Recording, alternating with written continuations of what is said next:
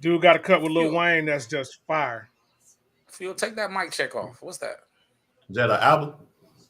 I'm Yeah, checking the mic. that up on the I'm Starline screen. is checking it out. too. Yeah. We about to get started in a second, man. Let's go ahead and start doing y'all sharing and stuff. I just kind of put that up so the people know that, it's about to go down in a minute.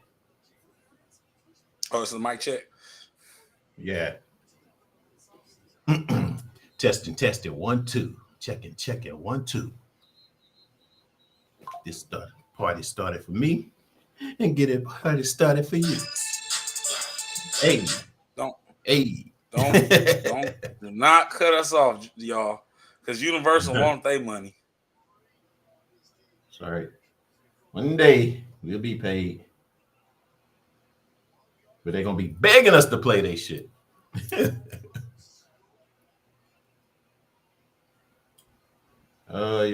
Sorry, y'all. Let me get on Facebook real quick.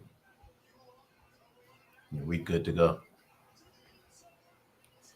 Baby.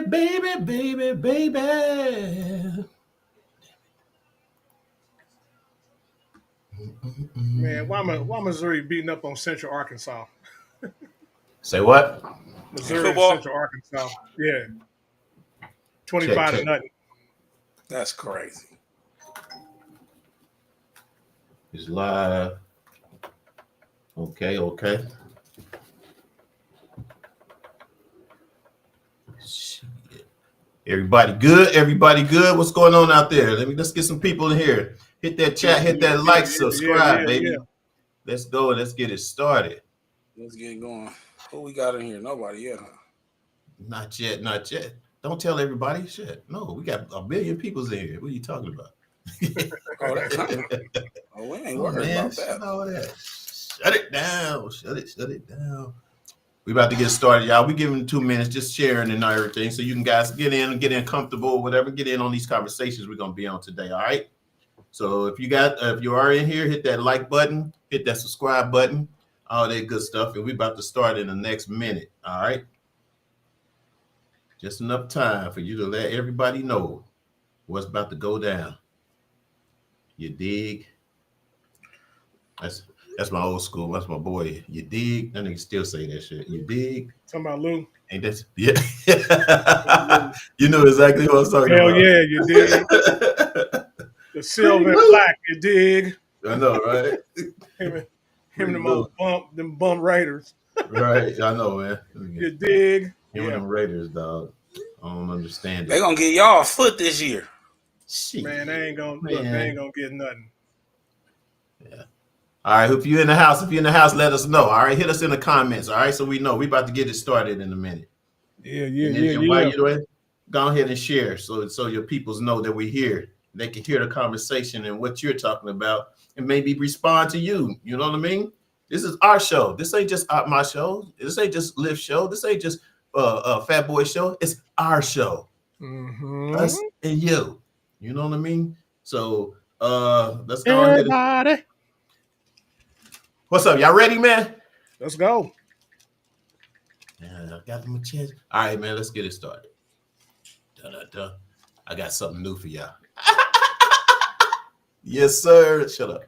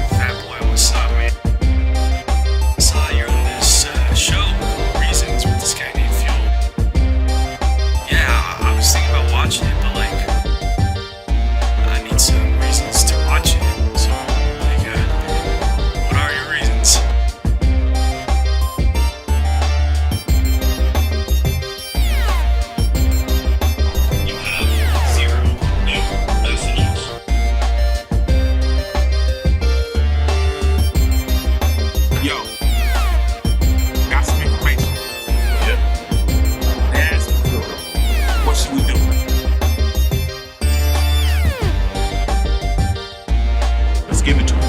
Let's do it.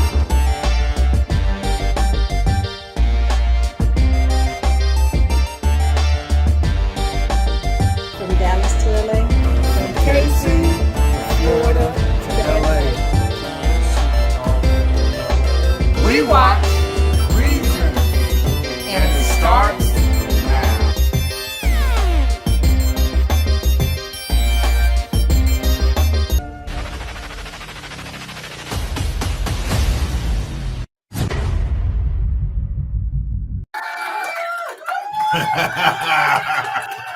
You feel better?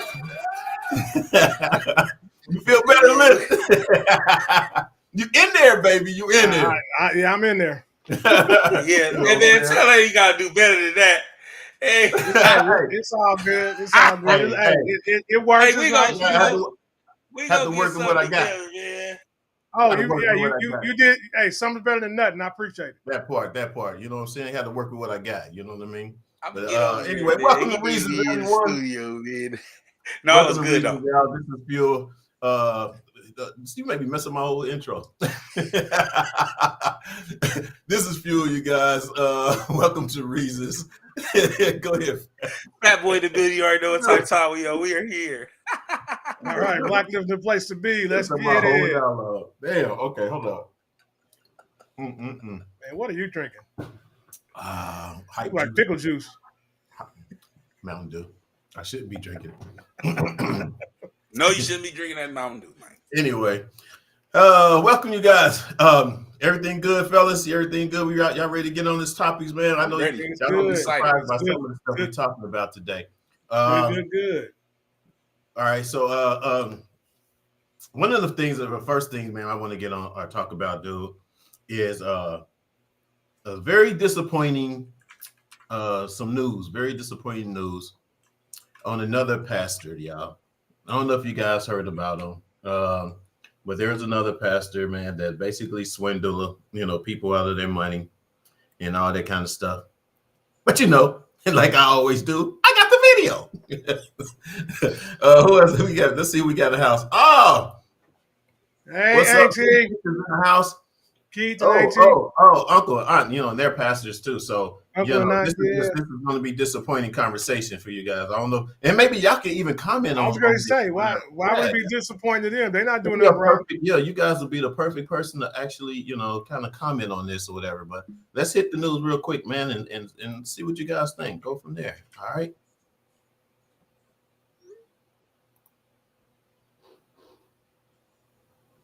Led by David Taylor.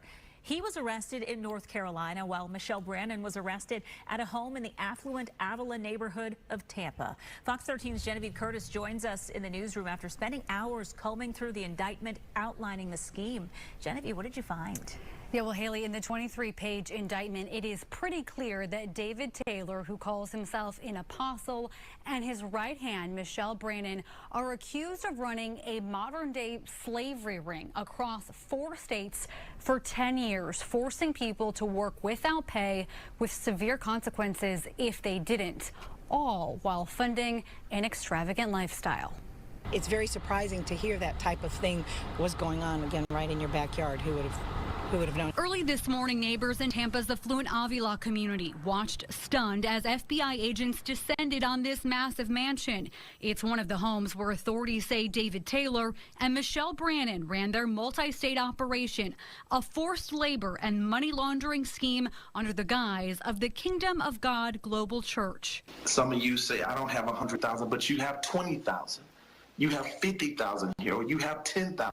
The FBI raided the church's headquarters in Michigan and a church-owned building in Houston where 17 people were removed, some in handcuffs. A man who works next door says he noticed unusual activity, like people who appeared trapped. I think it's definitely some cult life activities because they said that there was like groups of families in there and not just like individuals. Federal authorities say victims were trapped. They say Taylor and Brannon used unpaid workers at their 9 call centers, setting unrealistic quotas for donations.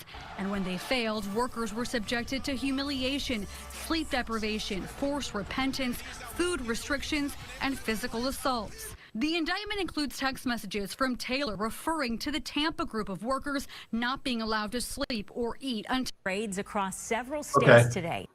So I'm gonna let y'all actually go on there yourselves, you know, and you know, check out the rest of the footage of that.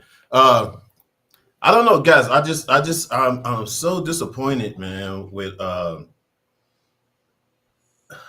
people using religion like this.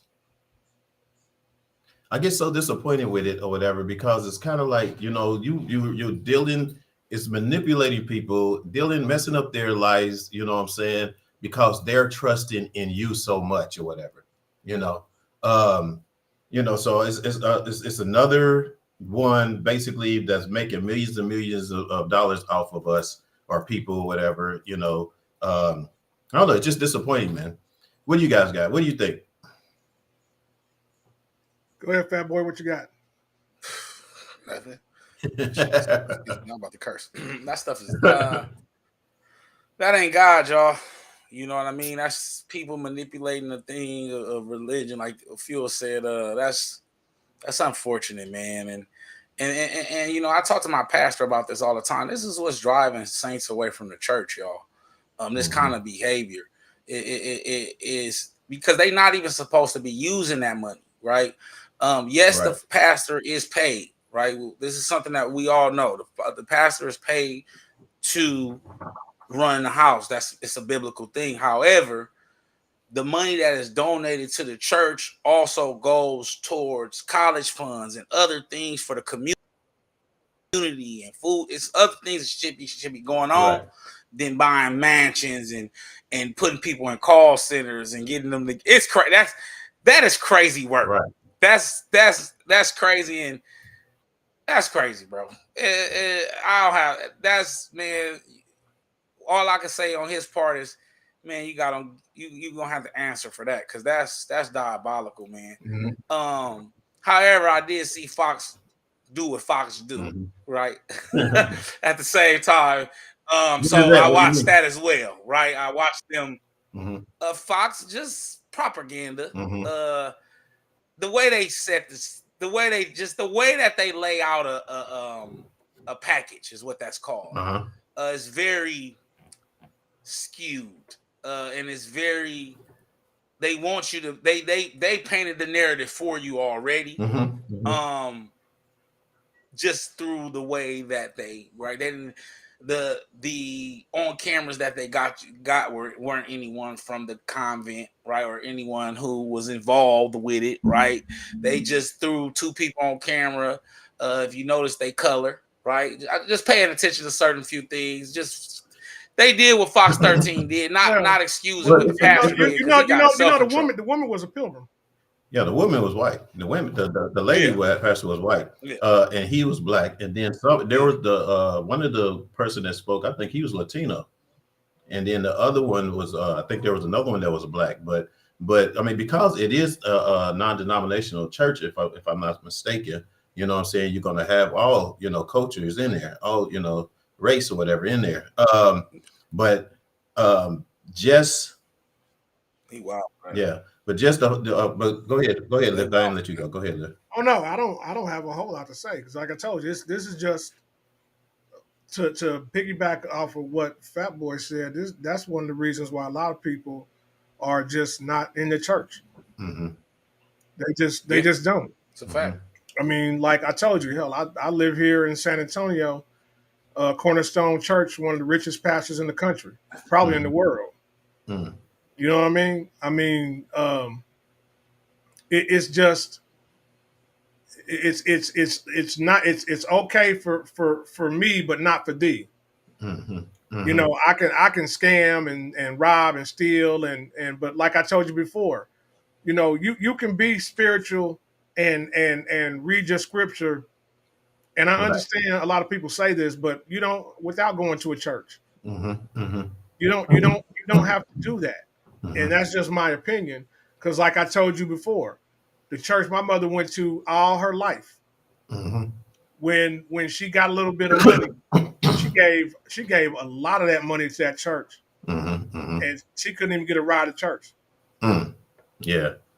I'm glad my aunt and uncles on there because they're pastors. Hopefully you guys are key in on this and what you think, when, or how should we look at this? You know what I'm saying? Someone that could be very appointed or discouraged of going to a church because of certain things like this, because they see stuff like this, and you feel like, you're putting your money to make somebody else rich. You know what I mean? Knowing that you give to the church or whatever to receive the word and constantly keep on going because you want that person, you feel that person is anointed enough to teach you, you know what I'm saying, and guide you, like life-wise, lifestyle-wise as to being better or greater or whatever. And then, you look back and then all of a sudden this person is just using it.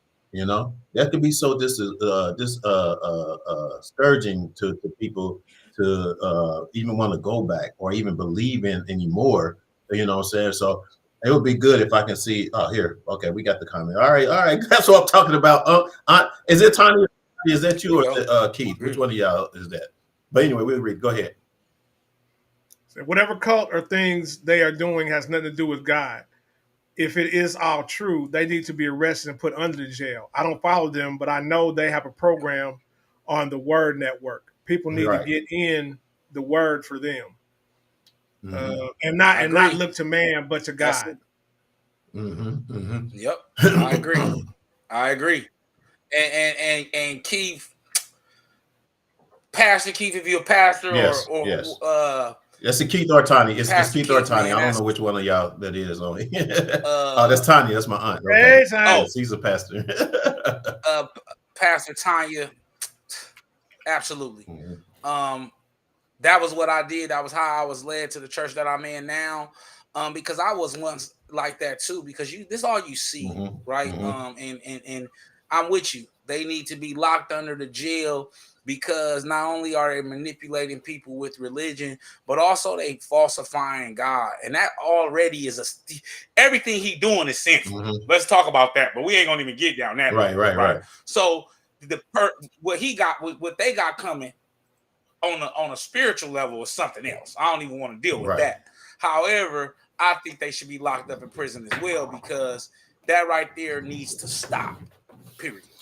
That kind of behavior. And I just thought that this just hit me too. For those that basically do see this, those that are religious, those that feel like it's disappointing or discouraging or whatever, understand this though.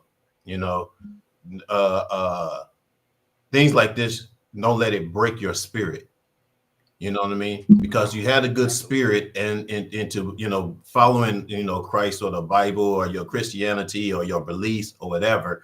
Don't let it break it. You know what I mean? Because someone else's, because basically what is happening, the things that they preach about, they about to pay for. You know what I mean? You preach about death. You preach about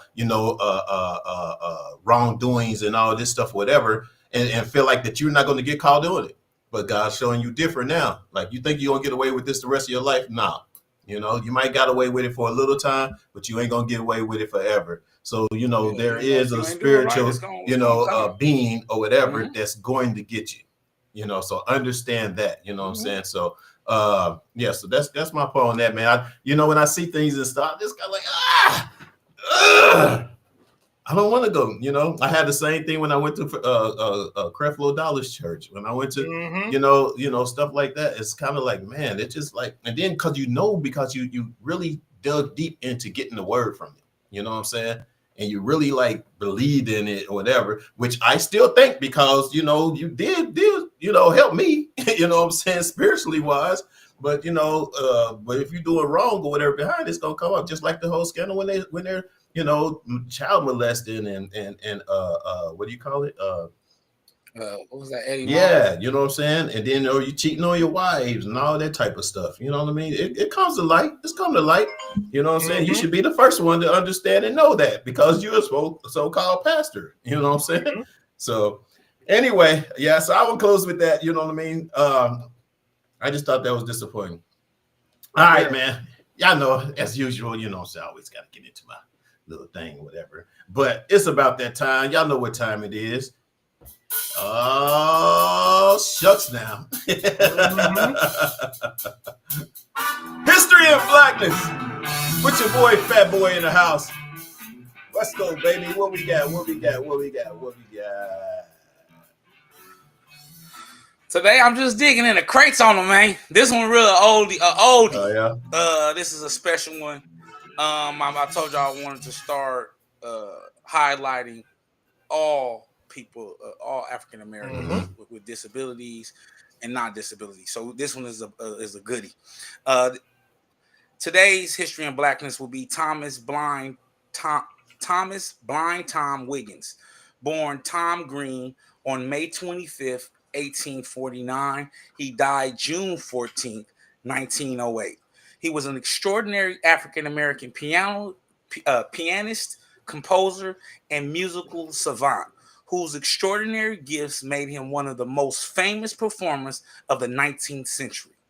Born blind into slavery in Harris County, Georgia, he and his family were sold in 1850 to General James Bethune of Columbus, Georgia.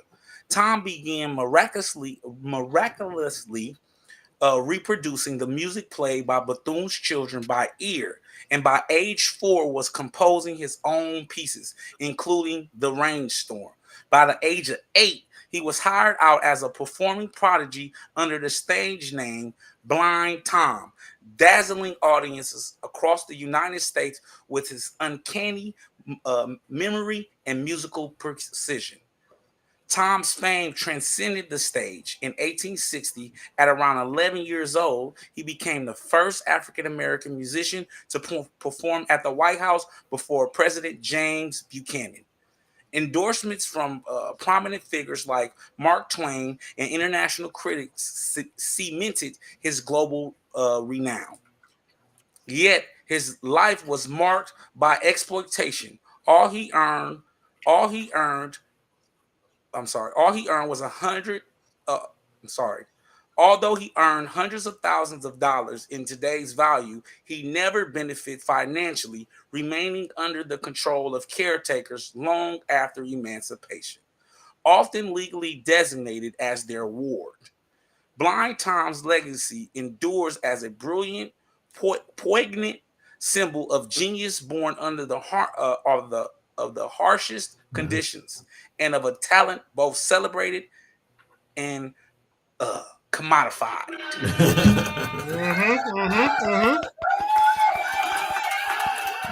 Cool. Hey, so one of the things I was wondering when you sent me this, I wonder if anyone used his thing as samples. Absolutely. You know of any? I'm gonna find me some Blind Tom. Have you looked and go sample the shit? You don't know of any right now, though, do you? That's what I was wondering. Because Did you find one? No, I haven't got to check, but I am going to check because you know what I'm saying. I mean, that's going way back. That's way back. You understand how you can? So we probably just gave some musicians some ideas just now. Oh yeah. But I'm pretty sure all your great musicians have definitely used some. I don't know. We gotta find it. Yeah, we definitely gotta find that some tracks and see if there's something out there.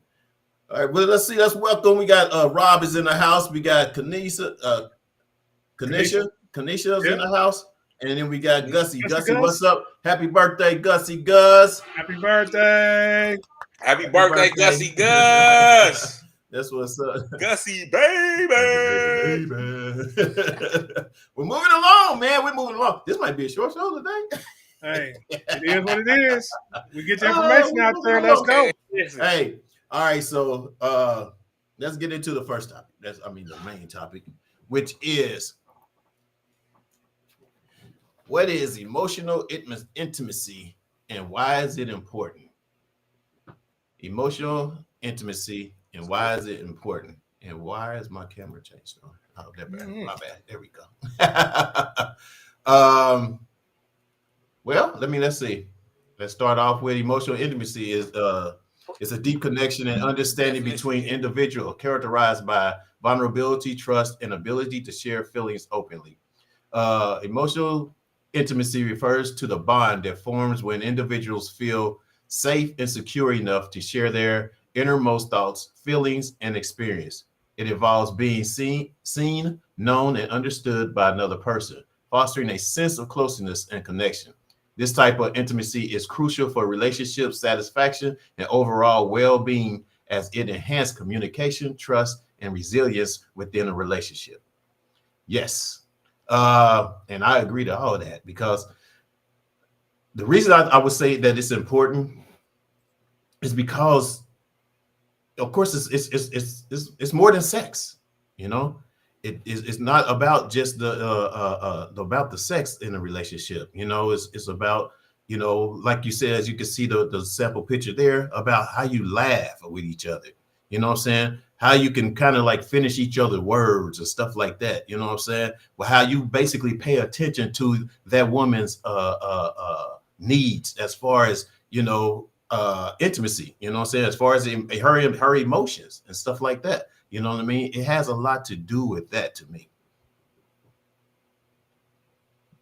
Next. Mm-hmm. So basically what you just hit on is you're right. Emotional intimacy is something different than physical intimacy, which is what everybody, I don't want to say everybody, but what a lot of people rush into. They'll rush into the physical part and not even mess with the emotional part. Emotional intimacy basically goes back to what we were talking about last week. That means that you're vulnerable enough to be able to talk to somebody and tell them how you feel without them going back and using that against you in another argument later down the road. Mm-hmm. So if you have zero emotional intimacy, that's all you're going to do is you're going to clam up. You're going to be quiet when you're mad. You're not going to be able to say how you really feel. Mm-hmm. So that's why emotional intimacy is very, very important if you want to have a long-term relationship. If it's just going to be about the physical, then, you know, it is what it is. But you have to be able to be vulnerable. That is the key. That is the key word when it comes to emotional intimacy. Mm-hmm. Being vulnerable enough to go ahead and trust someone that when you tell them something, they're not going to use it against you. Right. For you, Liv, being that you're married, you've been married for a while, you know, what else can you give those that don't have intimacy, you know, emotional intimacy in their relationship? What can you give as an example for yourself, you know, that you've given to your wife, you know? Speaking of that, where's Jill at? I ain't seen Jill on. Go ahead. Jill had to go to the park. Okay. That's what I knew. Something was weird going on here. Yeah, go ahead. But for me, what it comes down to is basically just what I said. So, being that this is both of our second marriage, we have to have that emotional intimacy, because there has to be things that she can tell me that triggered her from the past. And then I won't use them against her in an argument down the road. And it's the same thing with me. I have to be able to tell her that, hey, you know who did this and this and that and that and that. And the emotional intimacy part is that you have to sit there and say that, okay, I understand that. I'm not going to get mad at you. I'm not going to hold that against you. I understand it. And so what we're going to do is we're going to work through that. You know what I mean? And we're not going to just say, oh man, it's real easy for somebody to just say, oh man, you crazy, you tripping. I'm not them. That ain't me, blah, blah, blah. But what people have to understand is that everybody has trauma and PTSD, especially from past relationships. So therefore, if you don't feel safe telling somebody what triggers you, you guys' relationship will never go far. Right. It'll never progress. It'll stay the same slow pace, and y'all will end up breaking up because you feel like you can't talk to somebody. And when you can't talk to somebody, you can't be with somebody. You can't talk to your partner. You can't really be with them. Exactly. You can't. No. You can't really let them know what you feel. Yep. You know? There's nothing. But that's the number one thing for us with emotional intimacy is that we have to be able to talk to each other about our triggers, about our PTSD, about things that actually bother us. And the biggest part is like things that you do that bothers them. or things True. that she does that bothers me. You Mhm. have to be able to express that, because if you can't, you're just gonna sit there and simmer and be mad. Mhm. Why you mad, bro? You know, sometimes you don't even ask, do you? Or at least I think most people don't ask their partner or significant other, what about themselves that bother you? You know what I mean? That Exactly. bother, you know, a lot of people don't ask that. You know what I'm saying? It's kind of like you're just hoping that, you know, that comes up in a conversation. If it's something she didn't like or something that, you know, they didn't like about you, they're going to automatically say it or tell you, as opposed to just asking, hey, is there something about me that you don't like? Let me know what it is that you don't like or whatever, to the point where I can at least have a chance to evaluate our relationship. You know, I Right. can evaluate it and say, hey, well, this is just me. And there's no way I'm going to end up changing that, or I can't change it because it's just me, you know? So that's another, you know, thing as well when it comes to the emotional intimacy and the importance of talking at the beginning of a relationship. What about Fat Boy? Being that you're a single guy, you know what I mean? You've been through some ups and downs in the relationships and stuff. Was emotional intimacy a good thing at times, or was it something that you never involved with when it came to the, you know, it happened with your past relationships, or what? I've always experienced some form of emotional intimacy.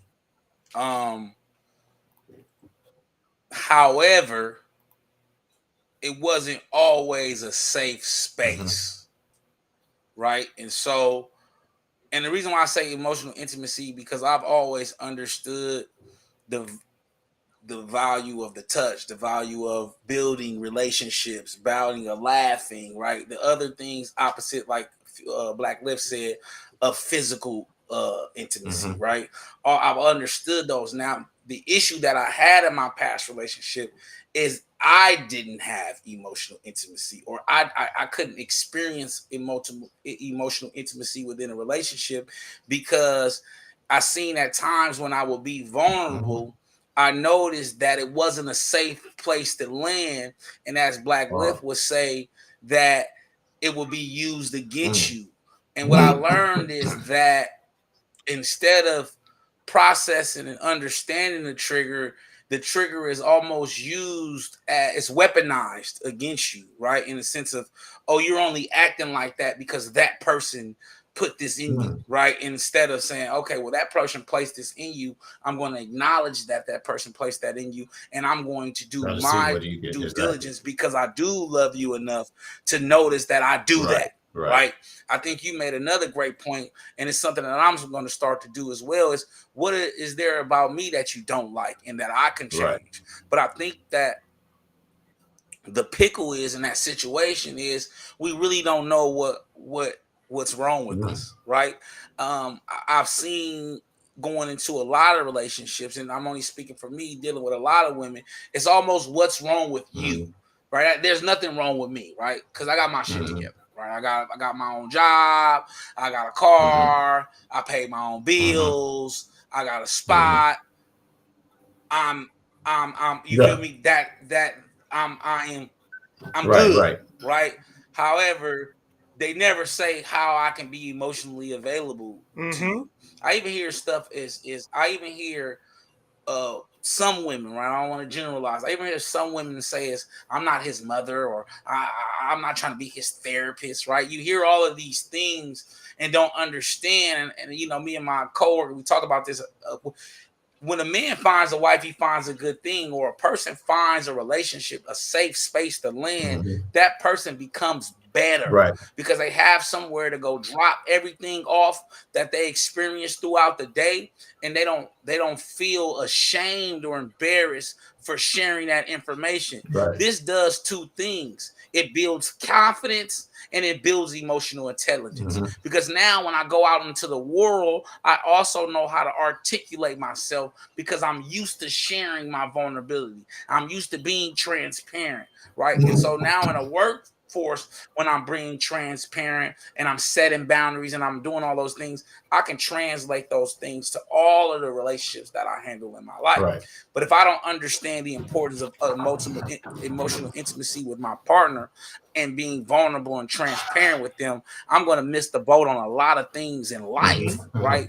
Because sometimes you have to look beyond the messenger. Sometimes you have to look beyond the message and love a person or care for a person enough to see them past where they are, right? Sometimes you may meet a person here and they're going there, but you may miss out, right? Because you see them at where they're at and not where they're going. And that is what I think emotional intimacy is allowing your spouse or yourself to be open, honest, and clear about your expectations and standards. And who you are as a human being. Let me ask you something. Can you have a sexual relationship first and then an emotional intimacy later, or would you think it works better if you had the emotional intimacy first and the sex later? So I'm gonna go emotional intimacy first. So I think that you can have something physical first. Anything is possible. Anything is possible. Yes, sir. Exactly. So it's like flip a coin. But the bottom line is that if you choose to get physical first, what you're going to have to understand is that from that point forward, it's going to be very important to establish that emotional intimacy if you want the relationship to progress past just a smash and dash. Right. I agree. So it can happen and it can work. It probably happens a lot. Yeah. I'm pretty sure a lot of people have hit it and then just didn't quit it, and they just kind of stuck around. You know what I'm saying? And it developed into something more. Anything is possible, but it's a matter of how much work you're willing to put into it. Right. If you hit and you feel like that person is somebody that, it can be more than this. And y'all sit down, y'all discuss it, and y'all figure out, all right, that was good. So so what's next? Right. You always have to be prepared to take that next step. So what's up, Gus? In my case, I would go into shutdown mode. I refuse to take a chance on opening up and then having it smashed back in my face and cruel and unnecessarily used. Or every time I feel like I need to speak to get upset about something you bring up that what is it? Mechanism? The mechanism to hurt me more than I'm already hurt. Okay. You see it on that the makes side. any sense. Gussie, that makes a lot of sense. And that goes back to what I was saying is that if you don't feel like you can say something and it's not going to be thrown up in your face later, then everybody's going to go into shutdown mode.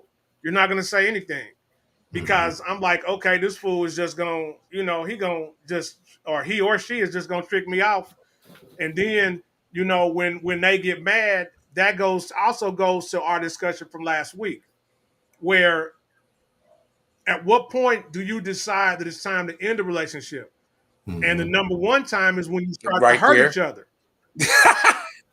So right there, when people start throwing crap in your face, all right, hey. Or even just feeling uncomfortable of telling or talking to them because you know that person and who they are, and that's what they're going to do. You know what I mean? So that's when it's time to step out. Well, you said it a lot over there. You dropping jewels over there. Hey, listen, I've learned that you just gotta listen to people, right? And you gotta understand who they are. I think that you gotta know that person is not capable of the emotional intimacy that you need. Feel me? And I think that once you are not ashamed of your traumas, and once you're not ashamed of your triggers, and I want to touch on something that Gussie said, you're not worried about them throwing it back into your face. You can begin to know who people are. Right. you begin to know that, hey, you lack more emotional intelligence than I thought you did. Because one thing I learned is, Gussie, when a person chooses to throw some things back in your face, there's still some things they haven't unpacked about themselves yet. And that is their defense mechanism. Right? And I think that the more that we become vulnerable and transparent anyhow, right, we start to notice that. And that also builds confidence. That also builds character, because it's like, oh, that's not me tripping, that's them tripping. And that's okay, because you can't use nothing against me, or you can't throw anything in my face that I haven't already processed and digest and lived with already. And that's where I'm at, Gussie. Right? I'm daring myself and I'm encouraging myself to be more transparent and more vulnerable in general, right? Especially with a woman that I'm open with. Being more of my authentic self, because if you can't take my authentic self, then you can't take me, right? And that's okay, right? And it goes back to what Black Lift said like last week, right? And that will be the point where you end the relationship. Right, because now I know that the level of emotional intimacy that I'm operating in, this person doesn't have the capacity to get that, and I can move, and that's okay. I can move forward, and I don't have to be angry. I don't have to be resentful. I don't have to crash the car. Right, I can step away with dignity and respect and say, hey, I set a standard, and which also builds confidence. Right. It was a question I kind of lost. I learned from you, OG. I learned from you. You taught me some stuff. That's what we're here for, man. We learn. That's what we're here for. Do you guys agree or disagree that understanding another person's love language is a part of emotional intimacy as well? Oh, most definitely. Most definitely. But the problem is that people who have not taken those kind of classes don't understand what love languages are. The majority of people, and they weaponize or is there a difference? I mean, if emotionally intimacy, of course, you have to know what it is in order to really understand what the love language does towards that intimacy, or what? You have to understand what love language is, the 5 love languages are in general, right? And then you have to understand how they work and how you use emotional will it work within the same, right? Or no? Yeah, right. You will use emotional intimacy, because emotional intimacy is taking the time to understand what the 5 love languages is in the damn first place, right? That's the part of it that we're talking about, right? Is taking a step to learn what the 5 steps is. But what I've learned is it's being weaponized, because if you don't know, now it's like, well, you don't meet me with acts and services, or you don't know how to, you know what I mean? Like it's weaponized against the person. And so I feel like with the 5 love languages, you have to, before you enter that, you have to understand emotional intimacy and what it is. Understanding it before, because it is so easy to weaponize the 5 love languages. Right? It's just it's been used as a way to say, hear me, I'm important, and this is my feelings, and I need you to conduct your way as this way. Because if you really read the book, understanding your partner's love languages is loving them through that, and being vulnerable and unconditional through that. And that works both ways. It's not a one-way street.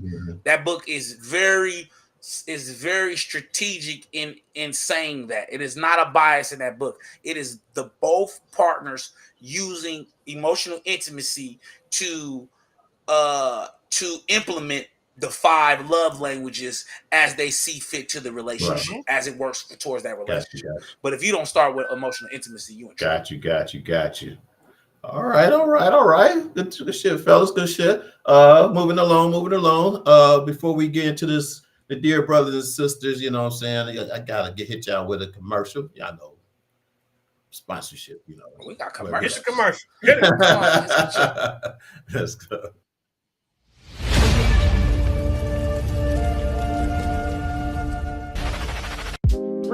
y'all. Welcome to TNRCreations.com. I am the proud owner of this phenomenal gift shop. Y'all gotta check us out. We have bags, we have water bottles, we have photo slates, we have name-meaning plaques, and so much more.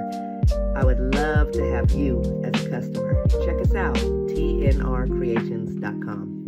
Thank you for your support.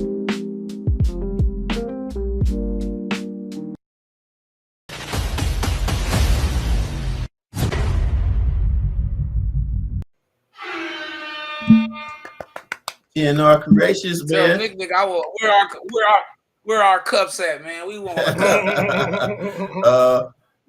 Well, if you guys, like I said, go. Where's she at? I don't want nothing free. I'll buy it. Yeah, that's where we mess up. We got to support our people regardless.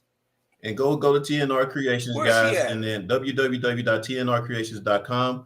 And get your gift today and get 10% off discount if you use the code FUEL, FUEL, FUEL, the best code ever. FUEL, easy code, the best code ever. But y'all got the holidays. I'm gonna buy something, Black Lady, but I want a mug. Trust, man. You remember? Oh yeah, I forgot to get. I should have showed some of the mugs that I got made from. You know what I mean? But all kind of stuff. She just sent them mugs. She ain't sent us nothing. I told you, Black Lynn. She also does, sell purses and stuff like that, you guys. So go on her site, check it out. All right, that's what's up.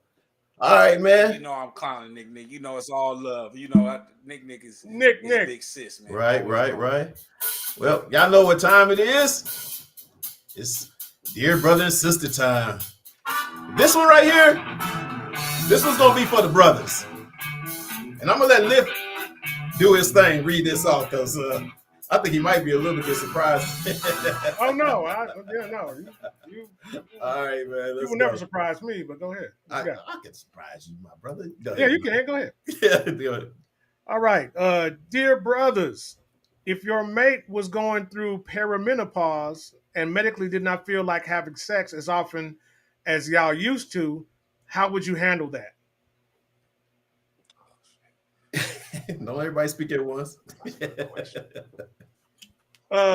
great fucking question. Emotional intimacy. Yes, it'd be a whole lot of emotional intimacy. Yes. a whole gang of emotional intimacy. Well, let's let the people know too what is it? How you say it? You said perimenopause. Mm-hmm. Perimenopause is a natural transition to menopause marked by hormonal changes and menstrual irregularity. You know what I'm saying? So these are some of the signs or symptoms. Basically when someone is or when she's not having her cycle often. It's more so the things that have, having hot flashes and stuff like that, being in them little mood swings and stuff like that, and just don't want to be bothered. That's part of, it looks like Jill is here. And it's before. It's before. And it's before you. I know, right? Oh. But this happens before you actually. Yeah, these are things that are happening before they actually go into menopause. You know what I mean? So that can be, a little hard on relationships. You know what I mean? So I guess that's why she's asking, like, how would we handle that? And like you said, there's more things than just sex in the relationship. So that person has to have, you have to convey that conversation with them and letting them know what's going on with you. Because sometimes, women won't tell you. They just think, oh, she's going through a mood swings on this and this and that or whatever, and if you're my mate, and knowing what it is, I would have to look it up, see this is the symptoms or whatever of her doing this, and then try to work around that. And then that's when you get into emotional intimacy or whatever, because now it ain't all about sex. It's about her being taken care of, make sure that you're, making her happy because she's actually really going through something. What up, Jill? I want to hear this. Yeah. It looked like I got here just in time. Yeah, you did. Yeah. So that's my take on it real quick. What do you guys got? So in my opinion, I emphasize opinion. On opinion. What it comes down to me is that you as a man should have to understand and be able to deal with that. And part of the best way of dealing with that is that even though the quantity may decrease, you can always increase the quality. Watch out now. Watch out now. How do you do that, my man? How you do that? Look, man, when you may have to get a little more into touching. Mm-hmm.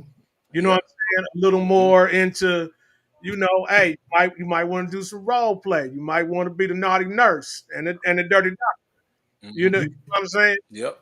You might want to. I don't want to go too far. You might want to. Yeah, but you want to do some stuff. Yeah. Look. Oh, for real. You might have to give it a P Diddy and bring the baby oil out. Yeah. No, take that. Take that. Pause. But that's what it comes down to, because people have to understand that our bodies do change. Right. And the same thing can happen to men as well, where men don't want to have sex as much as they used to. Ooh, Lord, everybody ain't trying to be pops, bang, bang, bang, bang, bang out here. You know what I'm saying? But as long as you communicate and let that be known, because a lot of times what happens is people assume that you don't find me sexy attractive anymore. You're not attracted to me. Yeah. You know what I'm saying? And so you have to explain what's going on and be open to what your partner's saying and just listen. Don't just be about, oh man, no, I got to get mine. I got to get this. Look, something gonna happen, blah, blah, blah. And there's other things, that can happen as well. But yeah, understanding is the number one part. Would that say something about the relationship if that person ignores that thing with, that particular thing? You know what I mean? And not understand it, or try to understand, or even have that, like you said, emotional, intimacy or whatever, to show that he understands it as a partner. Yes, it relates back to what we were talking about earlier. If she feels like she can't talk to you about that, then that's a problem. But no, what if she talks about it? What if she talks about it, but it's ignored?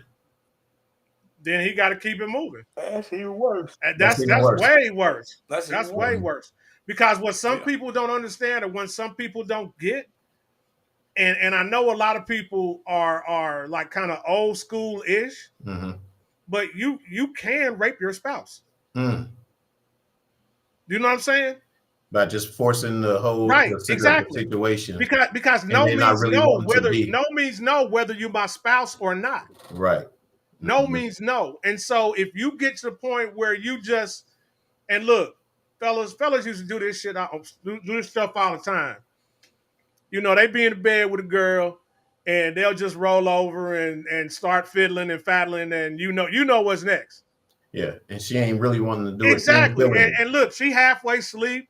She ain't in it. She's like nine, like basically in a coma to a certain extent.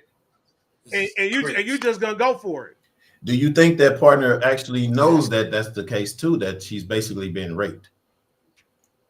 No, because a lot of dudes are hard-headed, and a lot of women are hard-headed too. They don't understand that is a legal thing. Spousal rape is a charge. Yeah, that's a thing. You can get them years for that. Even if you marry doesn't mean that they're your property. Right. This ain't slavery days. Just because you married don't mean I own you. It's like the 1800s. It ain't the 1800s. Rob's in the house. Rob said it has to be extremely exhausting for the male counterpart. It does, Rob, and if that's the case, then once again, be honest and be a man about it, and be like, hey, maybe I need to move on. If you're gonna leave a marriage over that, then use a shallow MF that probably shouldn't have got married in the first place. True. If once a week goes to twice a month, what are we talking about, bruh? Come on, man. Shoot. Trust me. But what if it go to once every 6 months? No. That's a little bit too extreme. Look.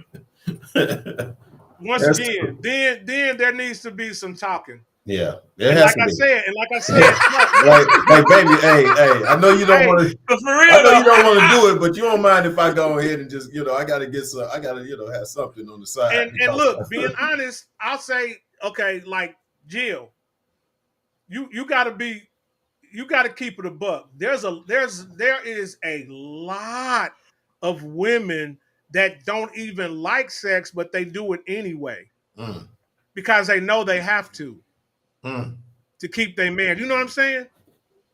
There's a lot of women like that. I'm telling you.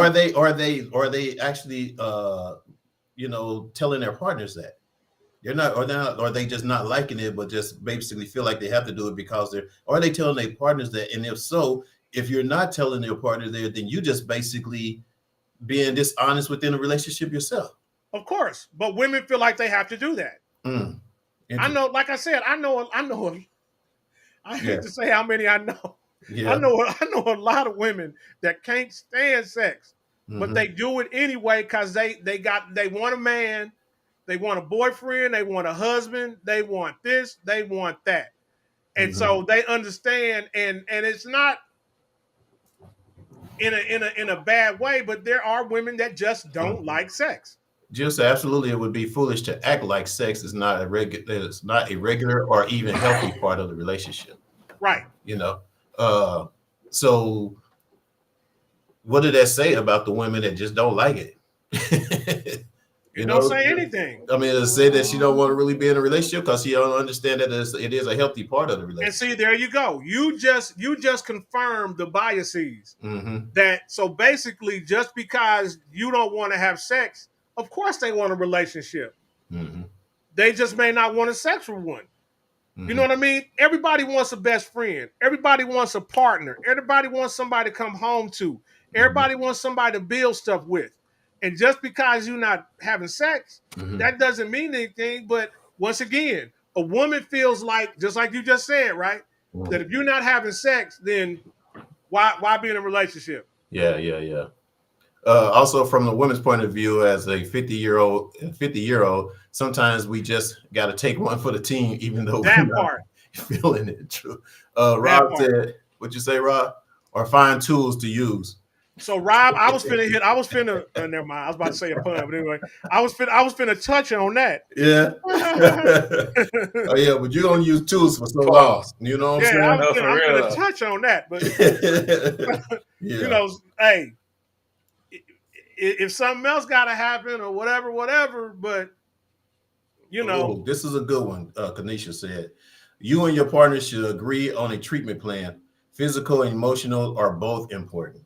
That is correct because a lot of times I think that's the answer to what she just basically answered it. But sometimes it doesn't work because a lot of women have to take like estrogen pills, but once again, that still doesn't mean it's going to make them like sex. I done turned a lot of women up though, so I ain't never really had that problem. Here we go. I've heard so many women personal thoughts over the years, just in life and in my career field, and most women do not enjoy having sex. Wow. That's terrible. Yeah, I know, right? That's where I got it from because Jill, in her capacity as a counselor, she has talked to a lot of women who do not like sex. They just do it because they feel like they have to. Well, I never because they never gonna tell you. They ain't gonna tell you that. But I've never ran into anyone. Turn me up, Coy. I've never actually really ran into anyone that was basically that way or whatever, that just didn't want to have sex. Yeah. Because if you let me know at the very beginning, then we ain't going nowhere. But then once you're in the relationship though, and if that person is really caring and loving about you anyway, then he's gonna understand. He's gonna figure out other ways to, make you feel comfortable or make you feel intimate, sexy still, all this type of thing or whatever, So those that basically do, your significant other should go through the emotions of understanding and make something else out of it, make something out of it, I've already told you quantity quality over quantity. Mm-hmm. You can, you know what I'm saying? You can make things happen. Mm-hmm. Mm-hmm. Mm-hmm. Make it do what it do. Jill said, no, I was extremely surprised by it as well, because I was always a very healthy part of my life. Mm-hmm.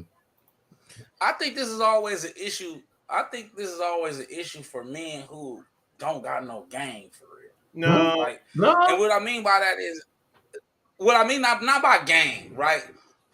Let's just say this the right way. They have no sexual charisma. Men who don't understand, right? They don't have an understanding of emotional intimacy, right? Because you can get a woman to a place you need her to be, perimenopause, menopause, postmenopause, you feel me? By doing the things that Black Liv said, right? It's intimacy without sex, it's touching, it's whispering, it's flirting throughout the day, right? There's so many things that I think a huge part of women not liking sex, it's my opinion, right? Is a lot of men is just meat and potatoes, right? So, they're not doing the emotional intimacy throughout the day. They're not revving up the oven. Yeah. They're not flirting with their women. They're not talking to them like they love them and making them feel special. And that's why she not giving up no behind. Not just because she in perimenopause. You just hit the nail on the head. Exactly. For men, sex is in the pants. For women, sex is in the brain. Exactly. It's in the brain and the heart. Until you got these, I tell you all the time. Until you get these, you ain't got the woman. No. You just got the draw. That's it. That's two different things. See what I did? Jill just said, don't let that go over your head. Jill just said, I know this is going to be very controversial, but sometimes I wonder if we should go back to the days where one man has several wives, because men and women's needs are different. Yeah, that can't get controversial, but it'll work for me. It'll work. It'll work for a lot. It'll work. I mean, I'm just saying it will work. I mean, but that ain't my thing, but it will work. But you know what, Black Liv? To go to Jill's point, though, this is the thing, though. I disagree. Right? I think that initially it would. Yeah. Until you realize that you have to be emotionally intimate with two women. More than two. Yeah. 2, 3, 4, 5. Yeah. More than two or more than three, right? You have to build spaces for three different women. This ain't just meat. So when men thinking of poly, they thinking meat and potatoes. Yeah. But when you're providing and you're the leader of the household, it's beyond that, right? This is guidance. This is loving three women at the same time in different capacities. What's up, Nick? Right? And so I think that it will also, Black Liv, to go to your point, I think that it will also set aside a lot of men and make them be more polygamous. I mean, make them be more monogamous, because they're going to realize that I'm not really good at this polygamy thing.